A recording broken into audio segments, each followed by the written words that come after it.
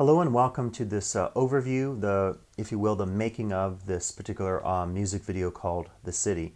So in just a bit, I'll be taking you through some of my processes in terms of looking at the music, creating this song in Logic. I'll do some voiceover for you and talk about how the music evolved.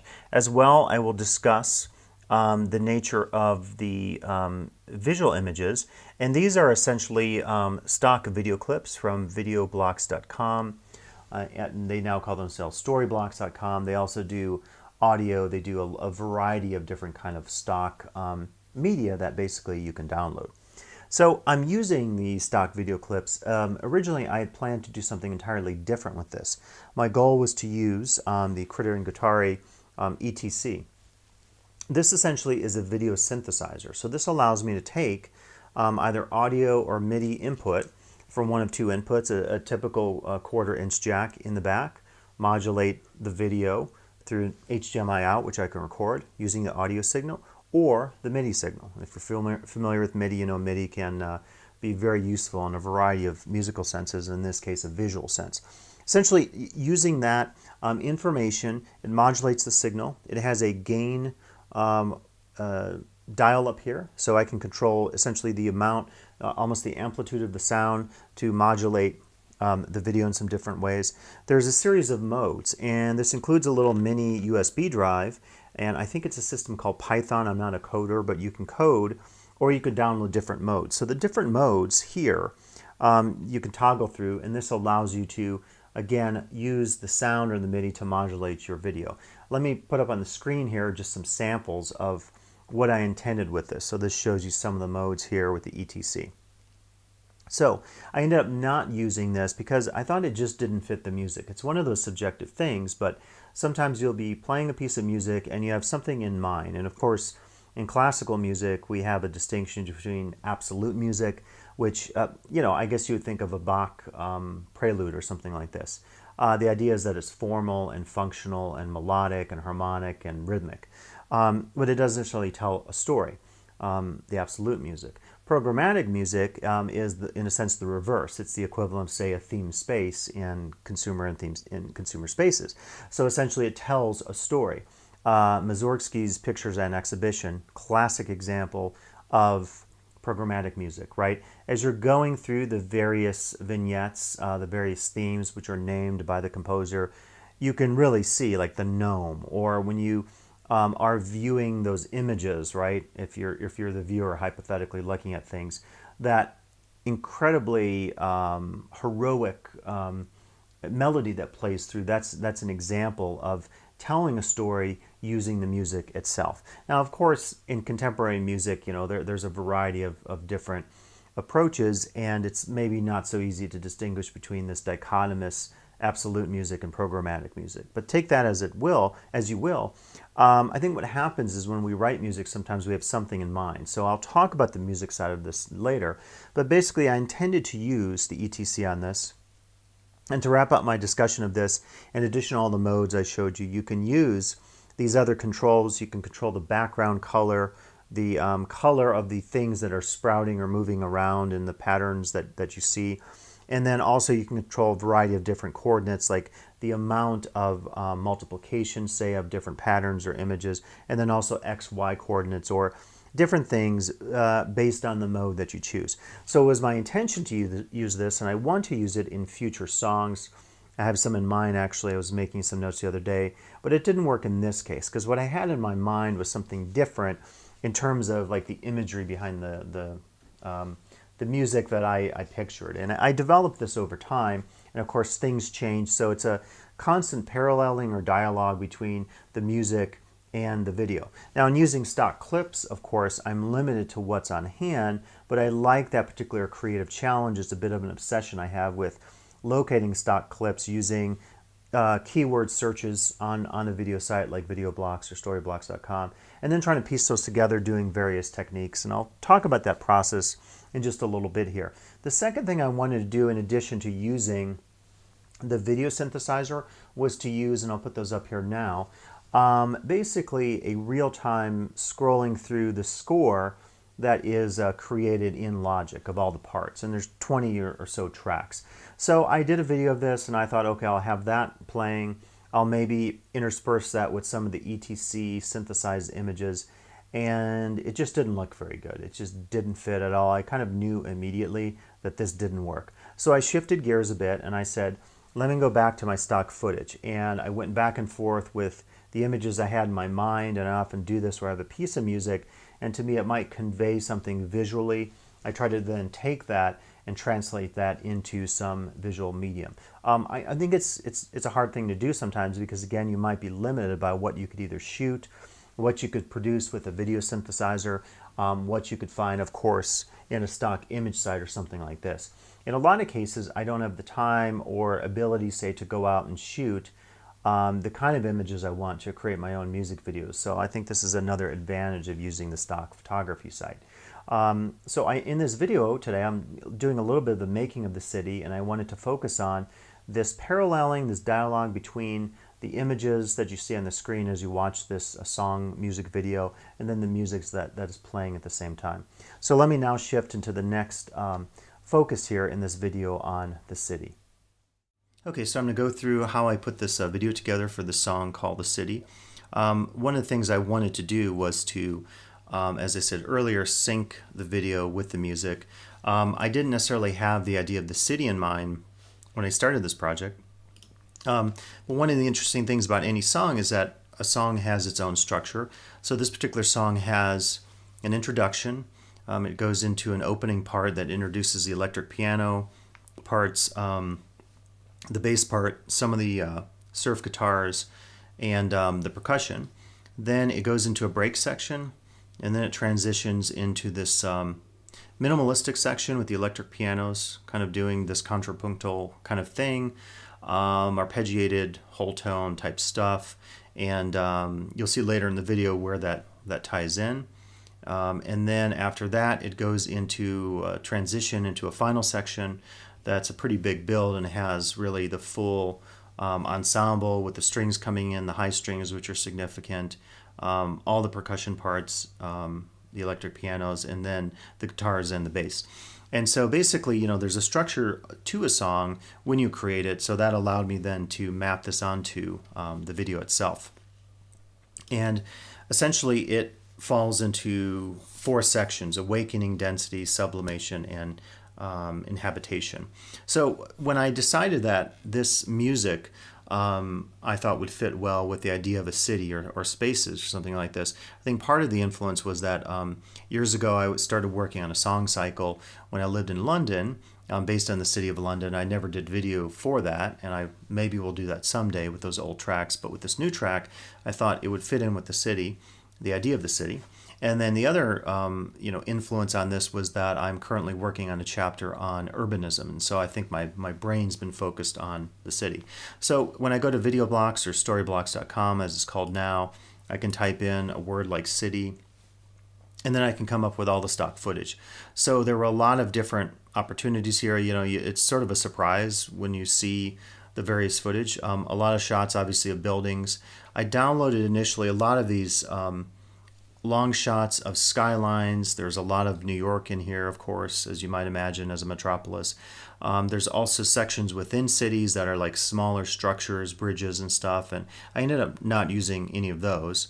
And there also is some interesting stuff, which are these like graphical representations. And as you'll see in the video, or if you saw the video, these play a pretty big role kind of in that final build where I wanted to use something that was very abstract. And since it's talking about sublimation, I wanted to have something that was beyond the naturalistic or the realistic that you see with all the other footage. So I thought I would use that at some point. And I also then collected some shots of people as well. And there are hundreds and hundreds of clips here. So if I take you to the Final Cut Pro layout here, what I started to do was I laid down my tracks, so I did a mix down, and then after that I created my title and just some opening music, and then I thought, it should open up with something that shows the emergence of the city, and so for me this is really the awakening section, section 1, and that parallels with the music. that continues all the way through these shots of the various cityscapes. And then this is a transition point where we shift into that second part of the music. We pan up the top of the building, and then we get into section 2, and this is called density. So there's 2 types of footage here, images of people and then images of traffic, and specifically cars in New York and other cities. What I wanted to do here was to overlay a series of these types of traffic images of people and cars and so forth, sort of to parallel the idea of density with notions of, say, alienation, which will come up at the end of the video.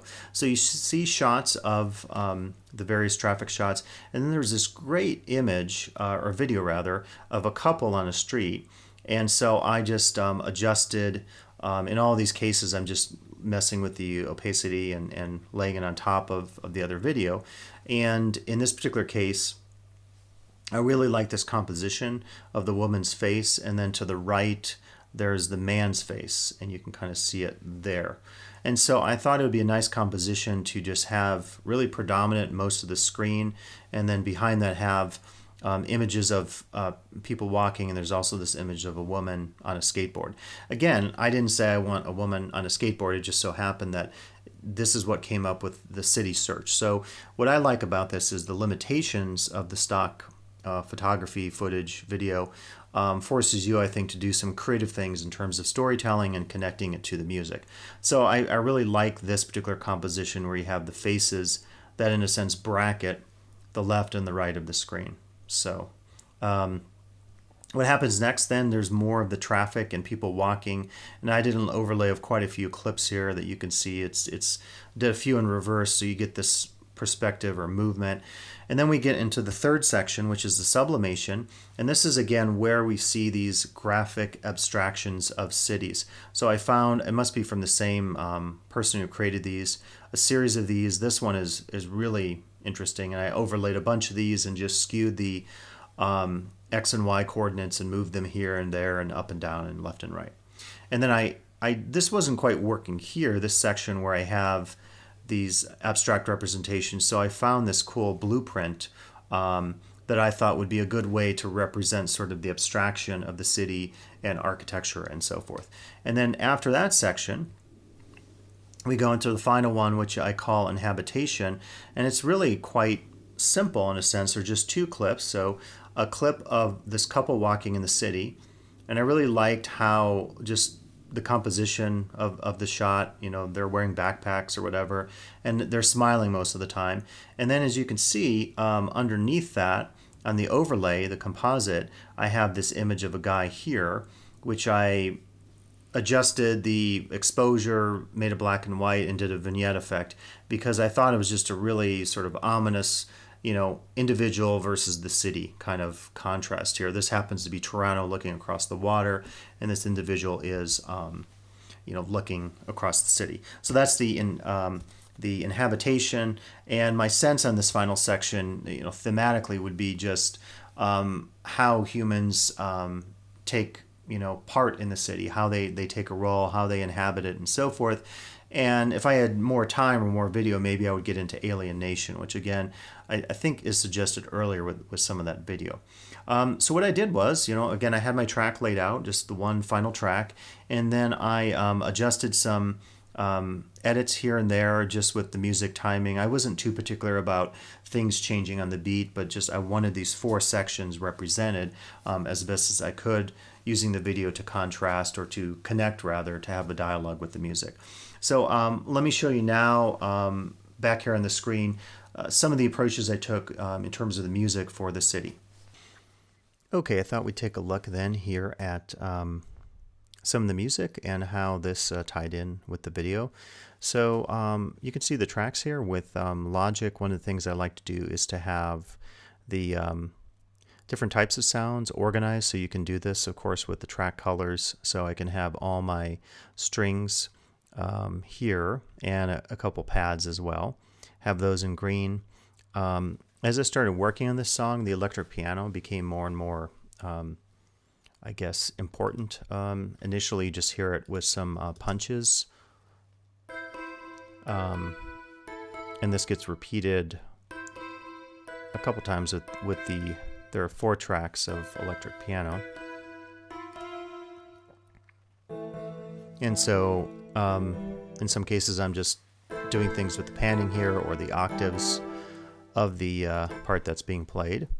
So I have the electric piano signified with blue, and then all the percussion parts, and most of the percussion are drum loops. I can show you just what I use. So in Kontakt, I ended up using the Heavyocity Damage loops for a lot of this, which I think are really incredible. You can adjust these, the loop, the sequencer, you can add distortion, lo-fi, all sorts of filtering and so forth.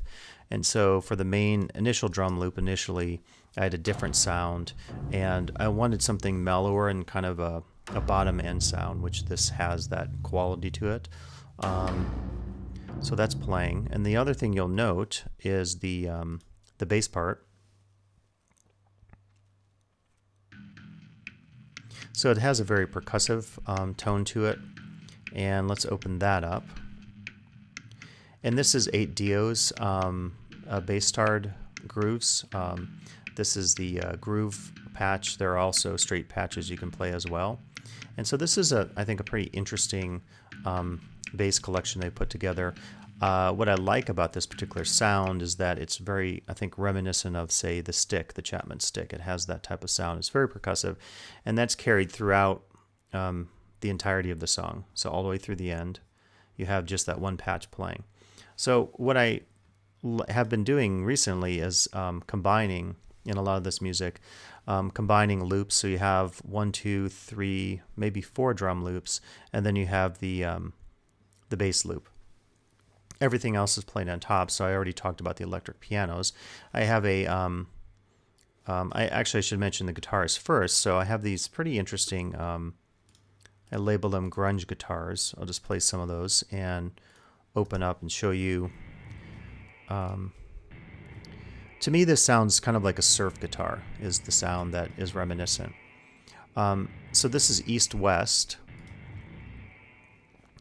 This is a really interesting collection of sounds called Ghostwriter, and it's one of the guys associated with the progressive rock band Porcupine Tree. So it's just incredible what they've done with the amp modeling, and just done some really phenomenal things. It has drums, vocals, keys, bass, and guitar. So many of the guitars you're hearing then are these guitars. All the guitars you're hearing actually are from this Ghostwriter collection. The volume is kind of low here, but what these guitars remind me of are almost like a surf guitar sound in terms of just the quality of the sound, the amp, and so forth. So a lot of what I'm playing with both here and then later with the electric pianos, it has this quality of almost like etudes, practicing etudes where you go up and down the scale, the octaves, and so forth. And that's really what I wanted with this. And when I created the video, I decided that this would connect quite well with just shots of people and traffic in the city. So you'll get a lot of that type of, I guess, writing in this song, where you have these up and down movements. A lot of stuff in A minor. There's a lot of it has a sort of whole tone feel to it. There isn't a lot of chromatic stuff. The only chromatic stuff that happens is, I'm trying to think if there's any, but at the end, let's see here, we can switch to the score view. These octaves are so low it's hard to tell.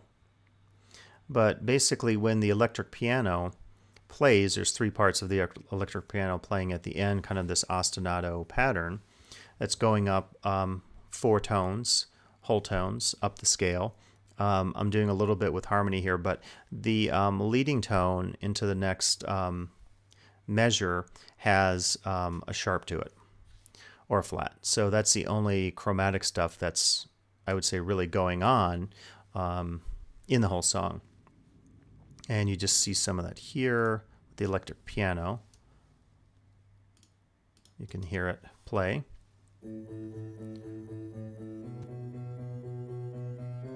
And then here we get the leading tone.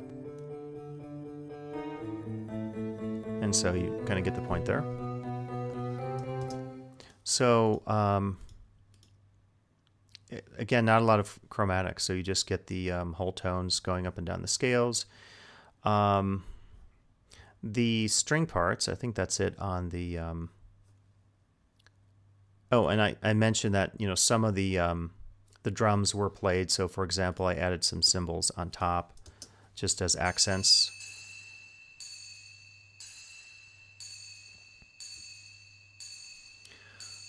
Right, and so you can understand that. Adding those on top of the pre-existing loops, and there's a few of those where I ended up playing those. Again, the music, as I mentioned, the video section breaks down, I think, kind of nicely, such that you get this sense of sections, and I think that's intentional when you write songs. Sometimes you have that sense of intentionality about breaks and stuff. I always like a lot of percussive elements, and then this particular section breaks into a different section, and there's a break here, and then we get this new melody going, which has kind of this minimalistic flair. Throughout, you get the punches of the chamber ensemble sound. Sorry, just play that for you. So the very, you know, staccato, or I guess more pizzicato, and this is a patch that is pretty much just a stock woodwind type patch, chamber ensemble patch. As far as the strings, there's a lot happening. Not as much initially. I have a pad sound that plays in the beginning of the song, and then at the end I double a little bit that chamber ensemble song with some high strings, and then we have a low string ensemble right here. I can play you that.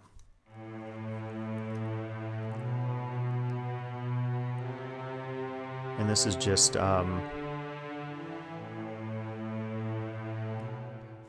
going up, let's see, E, F, G, A, and C, D, E, F are kind of the two variations I do. Again, no chromatic stuff, keeping those whole tones. This particular patch is, I think, a really good one. Another 8-DO library. This is the Majestica strings, the sustains. 8-DO does some amazing libraries. They're pretty spendy, but I generally say they're worth it. The other one I didn't use in the song is their choir one, which is equally amazing. And so likewise, that same ensemble continues with the higher strings. So just doubling basically. And I'm usually panning those opposite just for some variety as we're listening. And then what became kind of the theme that was really interesting to me was this final string theme here. And we're just going C, A, B, G, A, F, G, E down the scale and continuing that. So again, keeping that whole tone focus. And to me, this is sort of the dramatic part of the ending of the song, because it's carrying this melody, and it's, I think, layered pretty well on top of the other string patches. Now, the other part of the end of the song that's key are these electric piano, I guess I call them ostinato, but this is, I think, for me, was building the tension at the end of the song. And so it's very similar to what you're hearing earlier. So we're going D, E, F, G, and some variation of that. The other variation is A, B, C, D, so we get a little dissonance there in the middle two notes. And I decided to do this rhythmically with the electric piano because to me it was contrasting with the very nice lush sounds of the strings that, of course, very legato and don't have this percussive quality to them.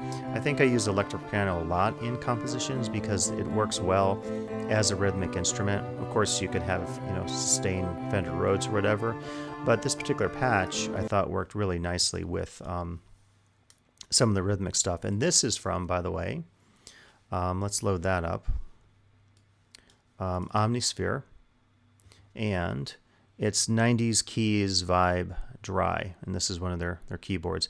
If you know anything about Omnisphere, Spectrasonics, Just amazing, amazing patches. Some of the stuff when you get into their noisescapes are just, amazing as far as just the quality of the sound and the creativity. They're doing so many unique things with all kinds of created instruments and ethnic instruments and layering them on top of one another and doing some incredible modulation within their own custom modulation engine. So the electric piano from Spectrasonics Omnisphere. I hear their new keyboard collection, I think is it called Keyscapes, is quite amazing as well. Haven't purchased that one yet. So yeah, I think those are all the parts. Again, for me in Logic, it's very useful to lay out the tracks according to sections, to color code them. I'm doing a little bit with fades and dynamics. I have to say with a lot of the stuff I mix, I know mixing is a fine art, and it's a challenge certainly to mix, and so it's still something I'm perfecting, perhaps as you're perfecting as well, working with your music. So that's kind of a take on the some of the approaches to the music here, and I think that's going to conclude the video feature today here, looking at some of the approaches here to putting together the music and the video for this song that I call The City.